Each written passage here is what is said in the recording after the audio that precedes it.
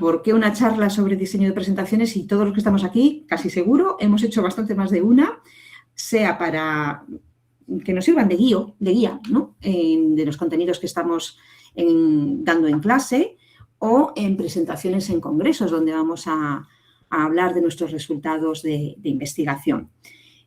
Todos hemos hecho presentaciones y, sobre todo, os preguntaréis, en los tiempos que corren, con la IA generativa, sacando cada 2 minutos una herramienta más potente que la siguiente, y que hacen realmente un trabajo fantástico en creación, muy rápido, y que incluso hasta nos aportan los contenidos ya elaborados y presentados, ya preparados en una presentación, a veces interactiva incluso, y herramientas que, ya digo, si nos ponemos a hacer un listado, hay muchísimas. A mí no me da tiempo a probarlas todas, sinceramente, pero incluso Google Slides tiene ya herramientas para incorporar peticiones simplemente de texto, prompts de texto para generar las diapositivas. Y últimamente pues está hablando mucho, bueno, aparte de ChatGPT o Gemini, Cloud, especialmente interesante cómo están desarrollando herramientas muy potentes en diseño o incluso también pequeños add-ons, ¿no? Pequeños plugins, pequeños programas que se incorporan a otras herramientas, entre ellas PowerPoint, para utilizar la potencia de Cloud ya directamente dentro de una herramienta que muchos manejamos, ¿no? Como es PowerPoint. No lo he probado porque hay que tener la versión de pago de Cloud para probarlo y entonces, pues, en ese sentido tampoco os puedo adelantar mucha información, pero sí que os puedo compartir algunos primeros intentos que he hecho con Cloud. En este caso no era para hacer una presentación sino, pues bueno, un poco, bueno, sí, es una presentación al fin y al cabo para un ejercicio de clase sobre tipografía y me quedé impresionada, sinceramente. Lo poco que tardó sin darle ningún tipo de contenido, me digo, haz un ejercicio de anatomía tipográfica y lo hizo fantásticamente bien, con ejercicios interactivos para los estudiantes, con una estética pues que está bastante bien, mucho mejor de las pruebas que había hecho anteriormente con ChatGPT o con otras herramientas. Pero, pues, un ojo que más o menos, como digo, está medianamente acostumbrado a detectar ciertos detalles, pues enseguida ve que hay un par de lecciones de diseño mejorables. Por ejemplo, los elementos no están centrados siguiendo un código muy razonable. Esto se ve más cuando se está viendo la aplicación en funcionamiento, porque es una aplicación responsiva y entonces los objetos se descentran de una forma un poco extraña. Pero bueno, no es grave tampoco. Pero sobre todo, 2 detallitos. Ese título de introducción al diseño gráfico en color rojo sobre fondo prácticamente negro, y yo digo, me saltan las alertas. Dudo mucho que cumpla con los requisitos de contraste marcados por las directrices de accesibilidad. Y efectivamente, entro en cualquier herramienta de control de nivel de contraste y me salta la señal roja de aviso de esto no cumple. Y por otro lado, si os fijáis, la palabra tipográfica, han elegido una fuente tipográfica pues con cierta personalidad, pero os fijáis cómo hay elementos que se empastan, se pegan unas letras con otras. Y es una letra un poco pues, orgánica, ¿no? Que no digo que no sea bonita, sí lo es, pero si tenemos entre nuestra audiencia alguna persona con dificultades, puede tener problemas para leer los contenidos. Por supuesto, intenté hacer con Cloud directamente un PowerPoint, directamente, y dije, bueno, pues venga, directamente, con los contenidos que vamos a ver hoy, ¿no? Un PowerPoint para académicos sobre cómo hacer diseñar presentaciones atractivas, pero que sigan los principios de accesibilidad universal, ¿no?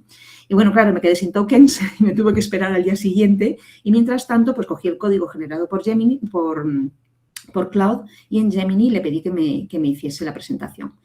Y nuevamente, bien, la verdad es que el resultado, incluso en cuanto a contenido, no me he mirado los contenidos ahí de manera muy profunda, pero en principio no detecté así ningún contenido erróneo y la presentación estéticamente pues no está nada mal. Bueno, básica, pero bien, limpia.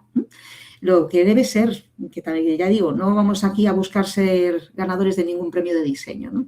Hay algunos pequeños detalles, como por ejemplo que el logotipo que utilizan, el logotipo de accesibilidad es un logotipo antiguo, en vez del más reciente aprobado por la ONU, que en algunas diapositivas no hay márgenes, los textos están muy pegados a los márgenes, eso puede ser problemático, o el uso de textos a veces demasiado pequeños.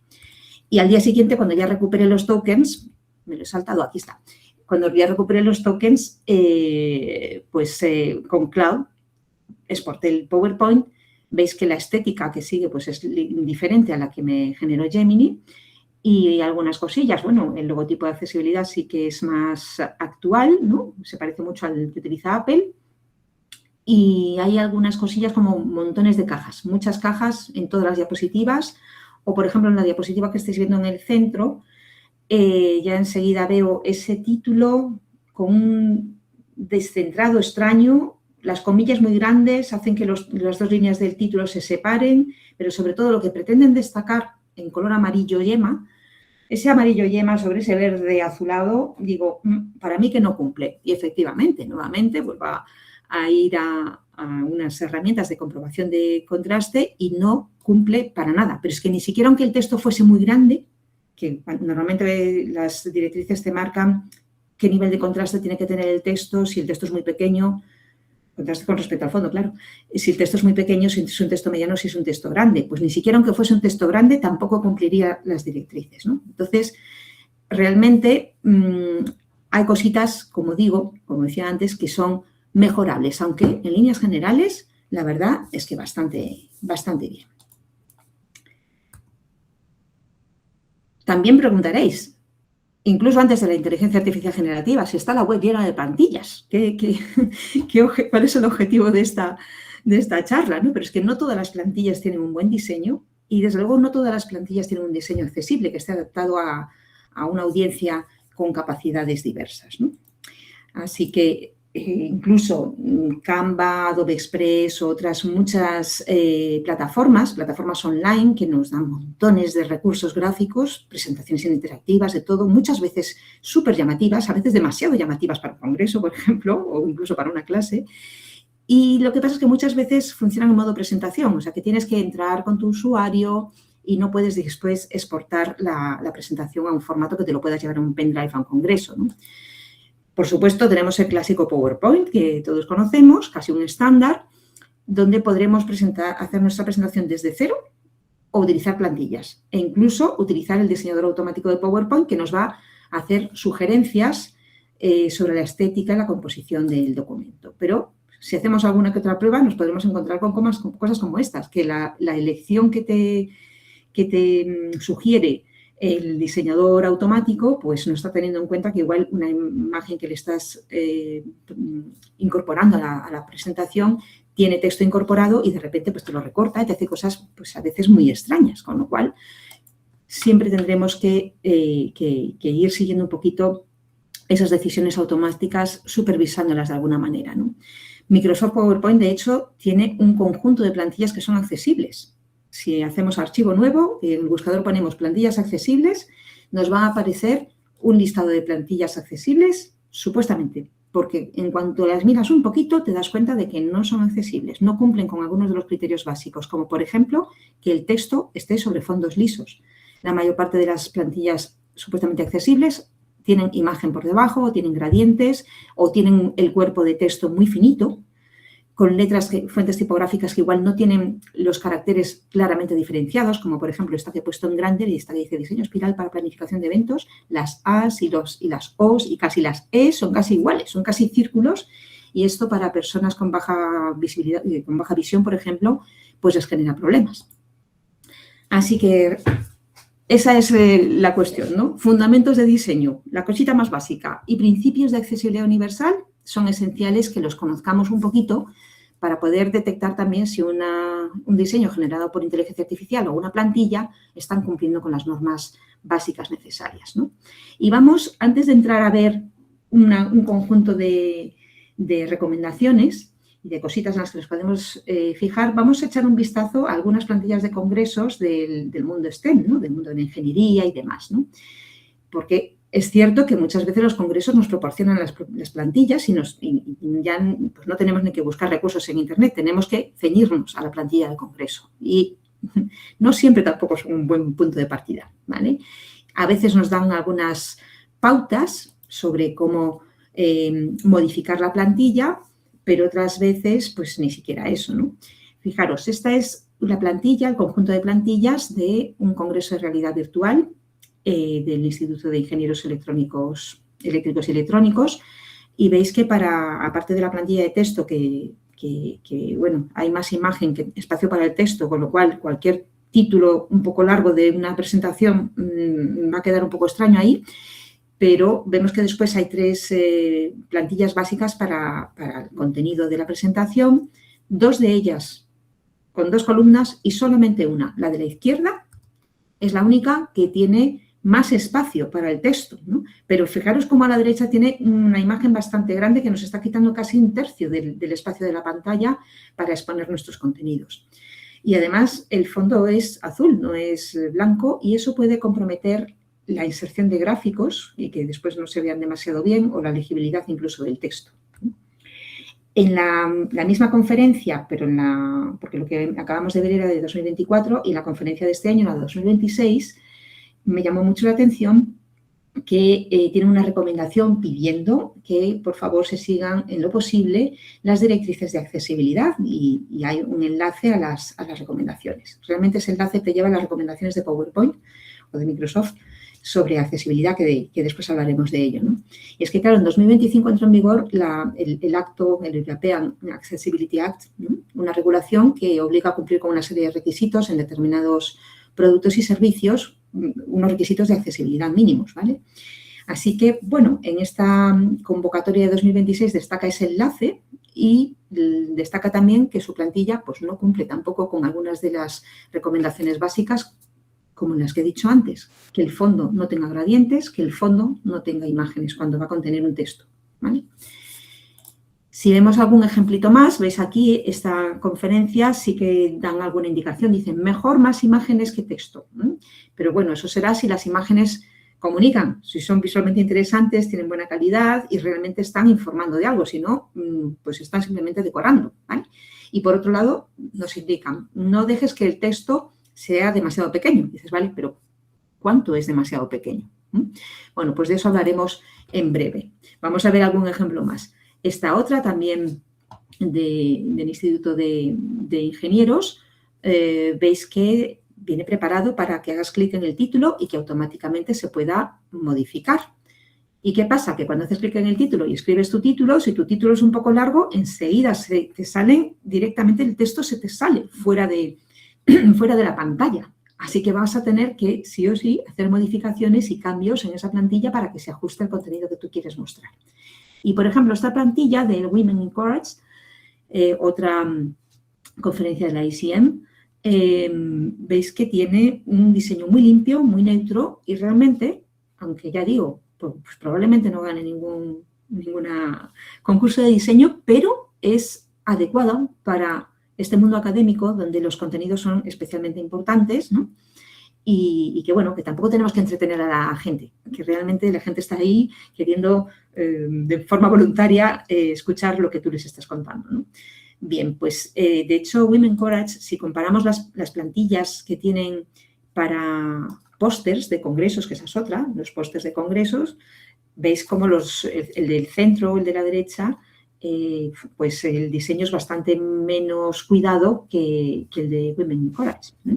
Así que, bueno, esa es una conferencia que se ve que busca, ¿no? Que está concienciado con las cuestiones de la importancia del diseño, ¿no? Porque si buscamos los errores comunes en esto del diseño de presentaciones y pósteres, el primer error es precisamente considerar que las cuestiones de diseño son algo accesorio y prescindible. Ese clásico pinta y colorea que a veces escuchamos por ahí y que redundan que al final las presentaciones pues tienen algunos fallos pues muy evidentes, ¿no? Como exceso de información, contenido que está desordenado o efectos distractores de todo tipo, como por ejemplo, pues demasiados recuadros, usos irregulares de tamaños de texto o imágenes que no dicen nada, que solamente están, pues eso, que es un elemento distractor, o demasiados colores o colores demasiado brillantes, ¿vale? Vamos a verlos después con un poco más de detalle. Vamos a entrar ya en materia, empezando por hablar de definir el contenido y después qué principios básicos podemos aplicar de diseño teniendo siempre en mente esas recomendaciones de accesibilidad. Distribuir el contenido. Máximo 6 u 8 líneas de texto. Esta es la referencia, ¿vale? Pues si nos tenemos que saltar la norma, nos la saltamos. Pero si tenemos en mente tratar de no saltarnos de 6 a 8 líneas de texto, pues iremos bien, ¿no? La recomendación es que se pueda leer esto. Bueno, es una recomendación que vamos a encontrarnos a veces la recomendación contraria, ¿no? Que te dicen que tu diapositiva no sea un teleprompter. Pues claro, evidentemente que no sea solo algo para ir leyendo, pero tengamos en cuenta que cuando tenemos personas que no dominan nuestro idioma, por ejemplo, o cuando tenemos personas con discapacidad auditiva, que el texto se pueda leer y entender el sentido, porque a veces hacemos frases tan esquemáticas que si las lees sin contexto, si no está el ponente explicándotelo, pues es que no, es imposible seguirlo. Sobre todo si después vamos a proporcionar la presentación en un PDF o lo que sea para que los contenidos se puedan consultar con posterioridad, ¿no? Entonces, sin que termine siendo un teleprompter, pero que las frases se entiendan si no está la persona comunicando en ese momento. Y la siguiente recomendación es tratar de buscar formas de comunicar de forma visual, pero que no sea redundante, o sea, no contar lo mismo en imágenes que en palabras, ¿no? Porque hay que mantener esta regla en mente. Los gráficos se interpretan más rápido que las tablas y las tablas se interpretan más rápido que el texto, ¿vale? Entonces vamos a hacer una pequeña prueba. Les voy a dar ahora mismo los datos de un estudio en el que participan 100 sujetos, ¿no? Y os voy a preguntar, ¿qué participantes fueron los más numerosos? Estoy segura que todos estáis mirando al gráfico circular y que habréis dicho trolls. Los trolls son los más numerosos, ¿no? Y en cualquier caso, fijaros que en la tarta no viene la cifra de trolls que participaron y ahí nos iremos a buscarlo a la tabla antes que al texto, ¿no? Este pequeño ejercicio lo muestra muy claramente de forma muy sencilla, ¿no? Y después, distribuir ese contenido en el espacio en blanco que tenemos y elegir colores y tipografías, eso son cuestiones de diseño. Composición, tipografía y color son los elementos esenciales del diseño y vamos a empezar pues hablando un poquito de composición. Lo más importante de la composición es equilibrar el contenido en el espacio vacío, ¿no? Que no se quede todo apegotonado a un lado y muchas veces utilizar guías y cuadrículas para organizar ese contenido en la pantalla nos va a ayudar a mantener una estructura y un orden, ¿no? Aquí vemos un caso muy concreto, ¿no? Algo que pasa mucho en las presentaciones, que el público tapa parcialmente o sea, se cruza en el haz de luz del proyector y nos tapa parcialmente el contenido. Así que esa es la razón principal para hacer unos buenos márgenes, ¿no? Que haya bastante espacio alrededor de nuestro contenido. Evitamos esas sombras del público o otros objetos que puedan estar en la trayectoria del haz de luz. Y también, además, así podemos conseguir que la diapositiva no se corte cuando, por ejemplo, igual el proyector es un 4/3 y nuestra diapositiva está en 16/9, ¿no? O sea, que es más anchita o más cuadradota nuestra diapositiva y no coincide con el formato del proyector. Entonces, a veces los proyectores lo que hacen es estrujar la imagen, que es horroroso, pero otras veces lo que hacen es cortarla, que no sé qué es peor. Entonces, si nos cortan espacio en blanco, pues bueno, pues no pasa nada, ¿no? Así que si lo tenemos en cuenta, esto irá bien, ¿vale? En una presentación online, además, ayudará, como me está ocurriendo a mí en este caso, a que tengo mi ventana para ir viendo la ponencia, la ventana de Meet, y tengo espacio en blanco suficiente para que en ningún caso mi contenido que tengo que contar me quede obstruido, ¿no? Y también, por otro lado, tenemos que pensar los subtítulos automáticos de texto. Si dejamos un buen espacio en blanco abajo, pues evitaremos que haya problemas del subtitulado que se esté tapando o colapsando, ¿no? con el texto, con el contenido del bloque. Hay algo importante que muchos desconocemos. Si sabéis que Google Slides o PowerPoint te da esas plantillas que no solamente es una plantilla porque sí, sino que resulta que están enlazadas, o sea, están preparadas para que esas plantillas, esas estructuras de títulos y cuerpo de texto y párrafos y demás, se lean directamente por lectores automáticos que van a interpretar qué elemento es un título, qué elemento es un cuerpo de texto y los va a leer en ese orden. De manera que la persona invidente que utilice un lector automático, pues entonces podrá seguir la presentación con más sentido, si no se desordenarán los contenidos. Cuando tenemos varias columnas de texto, debemos tratar de que esas columnas de texto tengan el mismo tamaño, porque si no da un aspecto desordenado. Y otra cosa a evitar es trazar líneas entre columnas. Si dejamos espacio suficiente en blanco entre columnas, pues ya visualmente ya el contenido queda separado y no nos interrumpe la lectura, ¿no? Esas líneas son realmente prescindibles. Alinear el texto a la izquierda.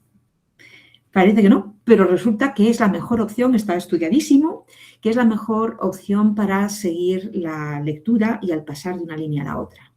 Ayer mismo, precisamente en una conversación entre doctorandos, decían, qué feo, las directrices para presentar la tesis son con la alineación a la izquierda. A mí me gusta más la alineación justificada a ambos lados, ¿no? Que genera un bloque de texto así como muy contundente. Y es verdad, es bonito pero es bonito cuando tienes un texto que se queda todo relleno. Pero en las presentaciones que tenemos poco texto y más grande, pues muchas veces generan unos agujeros, unos espacios que tampoco, primero, no son ni bonitos, y además que esos espacios que se generan en mitad de las frases hace que la lectura se dificulte, ¿vale? Las líneas que son muy largas pueden hacer que también sea difícil saltar de una línea a otra, con lo cual separar en párrafos es siempre una buena idea, o utilizar viñetas, los bullet points, pero cuidado que si hacemos también muchas hileras de muchos niveles de bullet points también va a generar cierta confusión. Y cuando tenemos textos que van introducidos en un bloque, aunque sea un bloque de un color liso, es importante que nos fijemos que ese bloque de texto empieza separado de los contornos del bloque. Aquí el ejemplo que tenemos en el centro de la pantalla, veis que el texto está muy pegadito al contorno del recuadro, y es así como lo hace por defecto Google Slides, presentación de Google, ¿no? Y ahí yo siempre le pongo un poquito de espaciado porque si no queda ahí el texto como súper comprimido, ¿no? O sea que está pensado, el bloque de texto está inicialmente pensado para que vaya directamente sobre el fondo y por eso no tiene sangría, ¿no? No tiene espacio entre el borde y nosotros fijémonos en eso para añadirle un poco de espacio.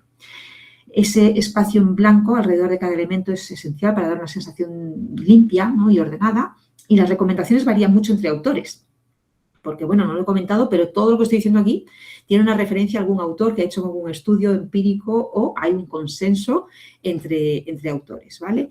Pero, claro, aquí el consenso, bueno, varía bastante porque hablan entre un 20-30% de espacio dedicado al texto, un 30-50% a los gráficos y un 25-50% de espacio en blanco, ¿no? Así que fijaros la importancia del espacio en blanco que puede llegar a requerir el 50% de nuestro espacio en pantalla.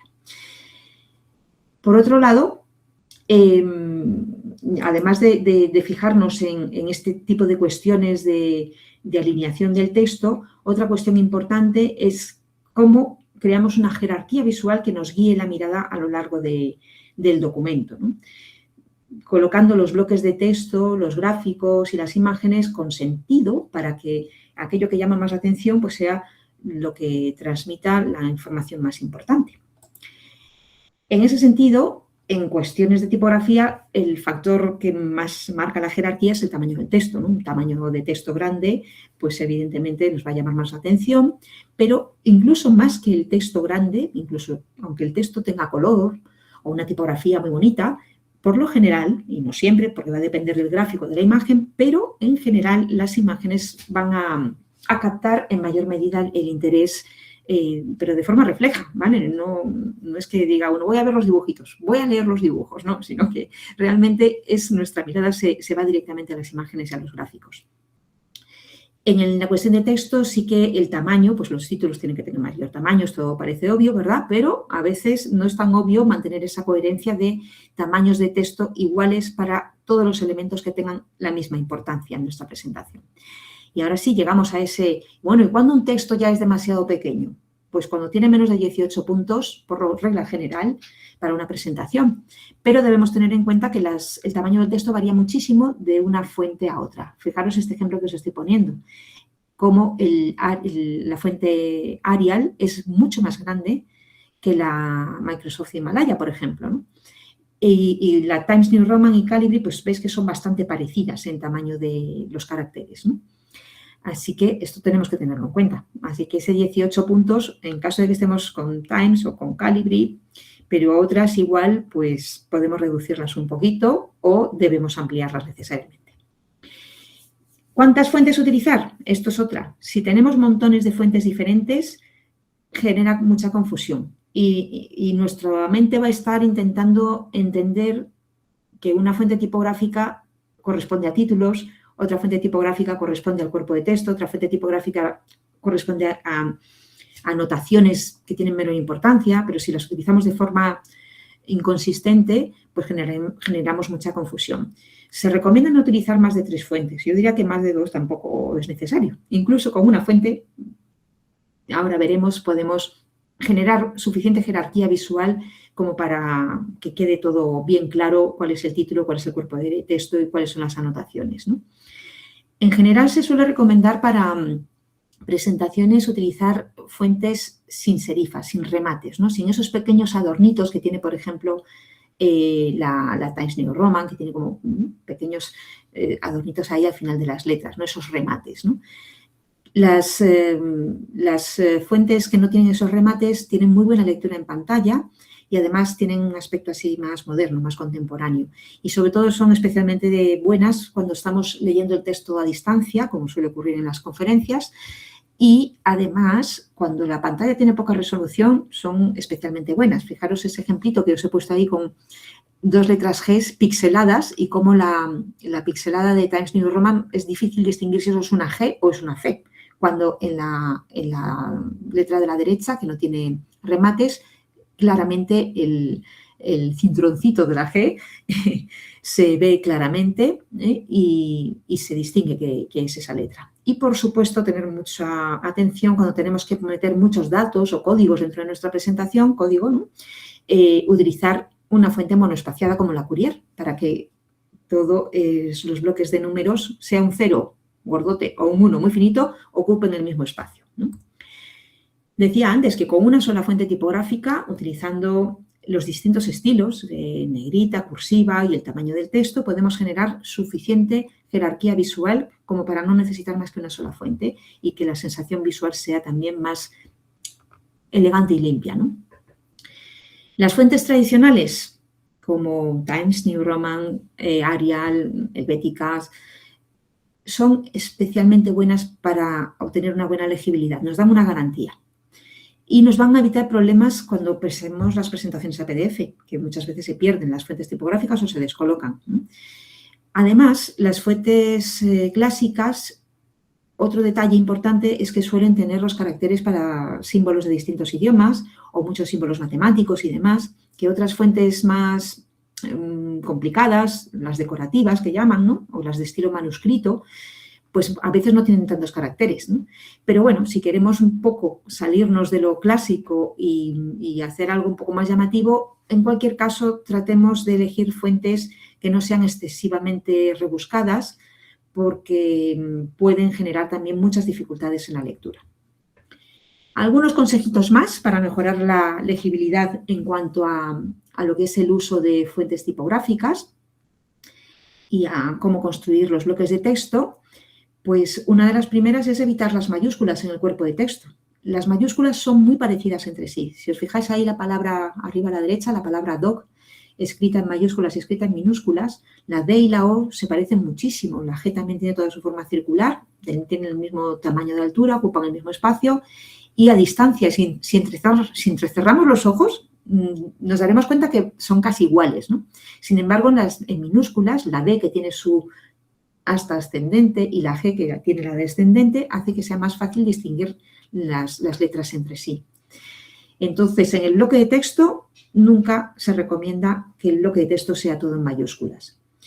Tenemos que fijarnos muy bien que el espacio entre caracteres, el espacio entre líneas y el espacio entre párrafos sea también suficiente, que sea adecuado para que no se nos empaste. Fijaros ahora en la zona izquierda de la pantalla, cómo tengo ahí las palabras good dog, y cuando están muy pegaditas, pues claro, no se lee nada, y cómo hay momentos donde la G y la D coinciden. Al saltar de una línea a otra, la descendente, el trazo que desciende de la G y el trazo superior de la D se pegan. Entonces, ese detallito debemos fijarnos bien, buscar alguna frase donde coincida una descendente y una ascendente en la siguiente línea y comprobar que haya espacio entre esos dos elementos para asegurarnos de que la legibilidad es buena. Y después, cuando queremos destacar algún elemento, muchas veces tendemos a subrayarlo. Bueno, pues subrayar no es quizá el método más adecuado, porque al subrayar, si tenemos letras como la Y, como la G, como la J, como la P, que tienen un trazo descendente, lo estamos tachando y entonces quitamos un elemento esencial para entender, para leer qué letra es esa. Así que para destacar palabras es mejor utilizar, bueno, además de destacar por color, evidentemente, destacar con negrita. Primero porque se ve mucho mejor. En el párrafo central, que no tiene colores, hay un highlight que está en itálicas, en oblicuas, y casi pasa desapercibido, ¿no? Y es que además las itálicas también son más difíciles de leer que las letras que están sin inclinación. Bueno, vamos a pasar a ver el color. Hemos visto la parte más extensa, ¿eh? Vamos a ver ahora cuestiones de color, porque la mirada se va a ir también hacia las zonas coloreadas y, por tanto, un uso inteligente del color nos va a ayudar mucho a guiar la atención de los espectadores y de los lectores, ¿no? Pero si lo hacemos mal, podemos hacer que el diseño deje de ser legible. Así que esto tenemos que tenerlo en cuenta. Del mismo modo, si utilizamos montones de colores, también generamos cierto ruido o desconcierto y tenemos que tener cuidado con eso. Elegir una paleta de color, bueno, pues no nos vamos a meter tampoco aquí en teoría del color profundamente, pero bueno, los diseñadores utilizan estas ruedas de color para elegir armonías de color, pues por colores que contrastan especialmente o por colores análogos que son parecidos entre sí. Y esto siempre puede ser una guía, ¿no? Muchos programas nos van a ayudar generando este tipo de, porque incorporan este tipo de ruedas de color para hacer una...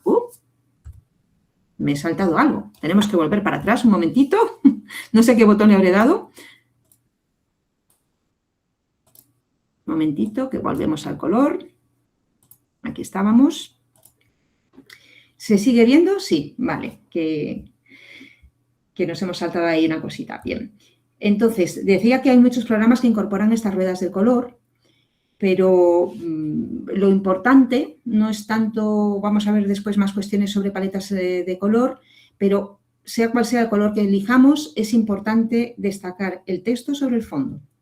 Entonces, vamos a fijarnos siempre que el fondo de los recuadros si tenemos texto sobre un recuadro de color, que ese recuadro sea de un color sólido, que no tenga gradientes, que no tenga patrones, que no tenga texturas, que no tenga imágenes.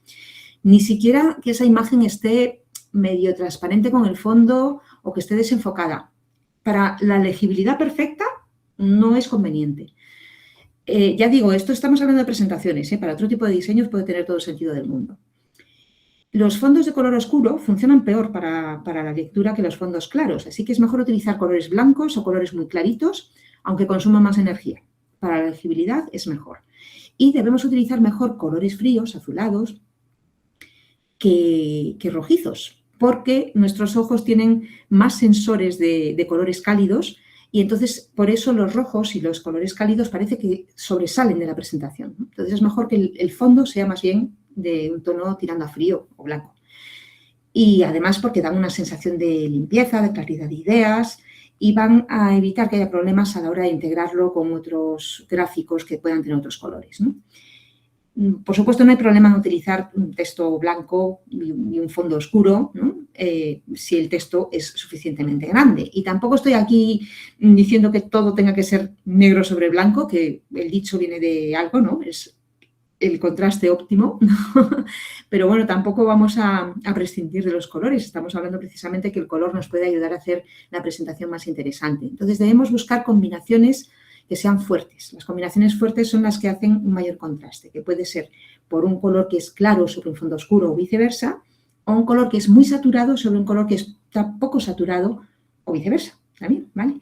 Ese truco es el que podemos buscar, fijarnos cuando estamos utilizando colores. Y sobre todo, importantísimo, que las diferencias cromáticas no sean imprescindibles para entender el contenido que estamos transmitiendo, ¿no? Conviene siempre probar qué pasaría si cogemos nuestro diseño y lo vemos en un monitor en blanco y negro. Si fijaros, para una persona que distingue perfectamente los colores, estamos viendo unos colores súper llamativos, y si simplemente le quito la saturación del color y me quedo simplemente con la información de luminosidad que tienen estos colores, fijaros lo que ocurre, ¿vale? Cuando lo quito saturación ya está difícil ver el contraste, pero cuando le quito totalmente la saturación, vemos que es que todos los colores se ven en exactamente el mismo gris, ¿vale? Entonces, esto es lo que podría llegar a ver una persona con cierto tipo de discapacidad en la percepción del color, ¿vale? Porque hay bastantes tipos distintos de problemas de daltonismo, y entonces una paleta de color, pues una persona la puede ver de una forma completamente distinta a otra. Y se han desarrollado paletas de color que están absolutamente comprobadas para que sean accesibles para todas las personas, independientemente del tipo de daltonismo, y como esta, por ejemplo, que tenéis en pantalla. Entonces, si utilizamos estos códigos de color en nuestras presentaciones, pues estamos asegurándonos que vamos a tener un resultado óptimo en cuanto a legibilidad de color, ¿no? Hay muchas herramientas online para comprobar si nuestros colores cumplen con las normas de contraste. Y yo, por ejemplo, en mi paleta de colores, que es una serie de gamas de grises y 3 colores bien llamativos para utilizar, yo sé perfectamente que no puedo utilizar mi rojo fucsia encima del verde, porque no cumple con la normativa, ¿vale? Sin embargo, sé que funciona perfectamente si lo pongo sobre fondos blancos, ¿no? Y sobre los grises claritos también, pero sobre los oscuros ya sé que no funciona, ¿vale? Pero entonces, tener un poco esa idea es importante. ¿Qué herramientas podemos utilizar? Pues Adobe Color mismamente tiene una herramienta muy, muy amplia que nos va a permitir generar nuestra paleta de color y automáticamente nos va a estar diciendo cómo lo verían, nos pone debajo cómo se verían en función del tipo de daltonismo que pueda tener nuestra audiencia. Como veis en el lado de la derecha, mi paleta de colores cumple para todo tipo de daltonismos. Y, bueno, una recomendación última en cuanto al color, pues que sea confortable ver la presentación, ¿no? Si utilizamos colores tremendamente saturados, muchísimos colores muy brillantes, pues hasta nos puede llegar a doler un poquito los ojos, ¿vale? Entonces, ahí seamos también un poquito serios y busquemos unas paletas que no sean excesivamente llamativas tampoco. En cuanto al uso del color, se suele recomendar no pasarse de 8 colores, pero claro, muchas veces hay gráficos de datos donde tenemos que utilizar más de 8, ¿no? Y entonces, aunque hay autores que no recomiendan utilizar los patrones, ¿no? O texturas, es precisamente una de las fórmulas que sí que son interesantes cuando tenemos que pasarnos de ese 8 colores, incluyendo el negro, en una presentación, ¿no? Y muchas herramientas lo utilizan, como Trello, por ejemplo, tiene un código que no solamente se basa en color, sino también en patrones para ayudar a las personas con daltonismo. Y fijaros, una aplicación que no cumple para nada con los requisitos es Google Analytics. Las leyendas de los gráficos, si los vemos en color y no tenemos problemas de percepción de color, lo vemos perfectamente. Pero una persona con percepción del color que tenga ciertas limitaciones, fijaros lo que va a ver. Cuando lo vemos en blanco y negro, es imposible distinguir, y mucho menos en un vistazo, qué trozo, qué porción del gráfico corresponde a cada una de las 3 leyendas, ¿no? Esto es importante que tengamos esto en cuenta, porque además cuanto más pequeñita es la leyenda, más difícil es distinguir el color. Y por último, hablemos del movimiento, porque claro, el diseño gráfico se basa en eso: composición, figura, ¿no? Forma, tipografía, colores. Pero cuando estamos en medios interactivos o en medios audiovisuales, tenemos que pensar también cómo eso cobra vida cuando lo estamos viendo en un medio que tiene en cuenta el tiempo. Así que los elementos animados debemos de saber que son precisamente los que más van a captar nuestra mirada, por una cuestión perceptiva y además de forma refleja. Con lo cual, si nuestros elementos animados cobran demasiado protagonismo y no nos están dando información, solo van a aportar ruido y distracción. Esto es lo más importante. Un elemento que está animado va a captar de manera refleja nuestra mirada, sobre todo si el movimiento se produce en la zona de visión periférica, por los laterales, si es un objeto estático que inicia un movimiento o si hay cambios de velocidad o dirección. Sobre todo si ese movimiento parece autopropulsado, como que tiene vida propia. Ahí es cuando nuestro ojo se va a enganchar y va a seguir esos movimientos del elemento, ¿no? Así que si incluimos muchas animaciones o muchas transiciones entre diapositivas, también tenemos que tener en cuenta que debemos evitar los movimientos bruscos, porque los movimientos bruscos pueden generar problemas muy grandes en personas con trastornos vestibulares. Ahora vamos a hablar un poquito más de ello, pero lo que detectan muchos investigadores es que las animaciones que se utilizan en presentaciones académicas, pues muchas veces son demasiado complejas o demasiado rápidas para ser percibidas adecuadamente. Y como dice Fisher, muchas aplicaciones que utilizamos para hacer animaciones para gráficos o para presentaciones toman prestado lo peor de PowerPoint, haciendo volar puntos por la pantalla de forma inconexa. Y es que realmente, si ya es difícil manejar, ya requiere de un profesional hacer un diseño que realmente sea correcto desde el punto de vista del diseño gráfico, el diseño del movimiento es todavía más complejo, son muchos más factores a tener en cuenta y realmente hacer una buena animación de un texto, una buena animación de un gráfico no es ninguna tontería, es realmente complejo, ¿no? Os hablaba de las transiciones bruscas y de corta duración que, bueno, que pueden llegar a confundir, pero es que para una persona que tiene desórdenes vestibulares le puede generar dolores de cabeza, le puede generar mareos y hasta desencadenar un ataque de epilepsia. Así que paso esta ventana rapidito y ya hasta aquí hemos llegado. Realmente este es el resumen rápido de cuestiones sobre composición, bueno, elección de contenido, composición, uso de color, tipografía y 2 detalles sobre cuestiones de animación o movimiento a tener en cuenta cuando nos estemos enfrentando a diseñar una presentación. Pero hay muchísimas más cuestiones que podríamos hacer y es que el PowerPoint o Google Slides nos permiten activar la compatibilidad con la lupa, con los lectores de pantalla, proporcionar texto alternativo a las imágenes para personas que utilicen lectores de pantalla, porque son invidentes, ¿no? O activar los subtitulados automáticos. Todo esto lo podemos hacer para que nuestra presentación sea más accesible. Muchas veces no sabemos ni que existen estos ajustes y otras veces pues es complicado, la verdad, vamos a verlo ahora también, cómo tiene su aquel, ¿no? Y el subtitulado automático en concreto tiene la cuestión de, dice, sobre todo en presentaciones físicas, bien, pues puede tener mucho sentido que activemos el subtitulado automático, pero en presentaciones online donde el espectador puede activar sus propias subtitulados automáticos, entonces se podrían empastar uno sobre otro y hacerlo ilegible, con lo cual yo creo que en presentaciones online igual no es tan conveniente, ¿no?, activar. Así que, bueno, hay mucha información ahí que tendríamos que conocer también, ¿no? Y Microsoft tiene, bueno, unas directrices, no voy a entrar ahora, pero os proporcionaré, dejaremos, si eso, en los comentarios de la grabación en el canal de YouTube, una serie de recursos que os voy a proporcionar ahora, y entre ellos esta página de Microsoft con esos criterios de accesibilidad universal, que si entráis veréis que son páginas y páginas y páginas y páginas, con lo cual hacer que nuestra presentación sea accesible en ese sentido, ya no solamente en cuestiones de diseño visual, sino en cuestiones de que sea accesible para dispositivos y demás, no es fácil, ¿no?